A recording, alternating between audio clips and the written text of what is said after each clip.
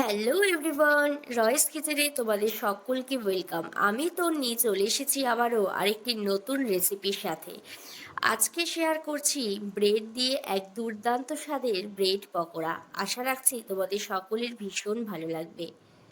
এখানে 100 গ্রামের মতন পনির নিয়ে নেওয়া হয়েছে, যেটাকে ছোট ছোট করে পিস করে আমি গ্রেটারের মাধ্যমে সুন্দর করে প্রত্যেকটা পনিরকে গ্রেট করে নিলাম।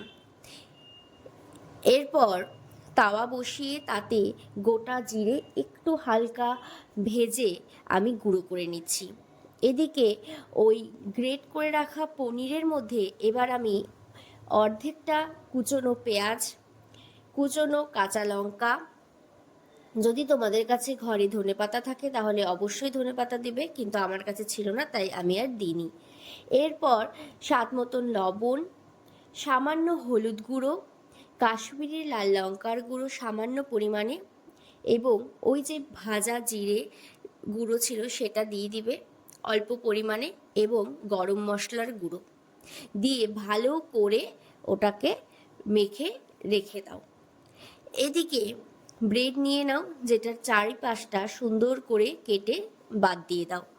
এরপর সামান্য জল দিয়ে ওই ব্রেডের মধ্যে, মানে জলের ছিটে দিয়ে তোমরা ওই ব্রেডগুলোকে ভালো করে একটু বেলে নাও বেলনি দিয়ে। এরপর ওই যে ম্যারিনেট করা পনিরটা রেখে দেওয়া হয়েছিল সেটা ওই ব্রেডের মধ্যে দিয়ে ভালো করে প্রত্যেকটা ব্রেড রোল করে নাও, আর মুখটা একটু জল দিয়ে ভালো করে চারিপাশটা আটকে দিবে। দেখবে খুব সুন্দর করে কিন্তু সিল হয়ে যায়। ব্যাস, এভাবে প্রত্যেকটা ব্রেডকে তোমরা রেডি করে রেখে দাও। এরপর একটা বোল নিয়ে নাও, তাতে আবারও বেশ কুচনো কিছুটা পরিমাণে পেঁয়াজ, কাঁচা লঙ্কা, তার মধ্যে স্বাদ মতন লবণ, হলুদ গুঁড়ো, কাশ্মীরি লাল লঙ্কার গুঁড়ো এবং 2 চামচ বেসন এবং 2 চামচ চালের গুঁড়ো দিয়ে দাও। চালের গুঁড়ো না থাকলে তোমরা চাইলে কর্নফ্লাওয়ারও অ্যাড করতে পারবে।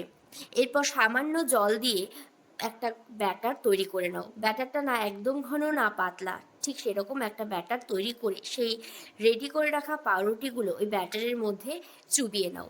এরপর কড়া বসিয়ে তাতে সাদা তেল দিয়ে তেলটা গরম হয়ে গেলে সেই চুবিয়ে রাখা পাউরুটিগুলো ওই তেলের মধ্যে দিয়ে বেশ লালচে করে ভেজে নিলেই কিন্তু রেডি হয়ে যাবে আজকের আমাদের এই ব্রেড পকোড়া। কেমন লাগলো আজকের এই রেসিপি অবশ্যই কিন্তু জানিও।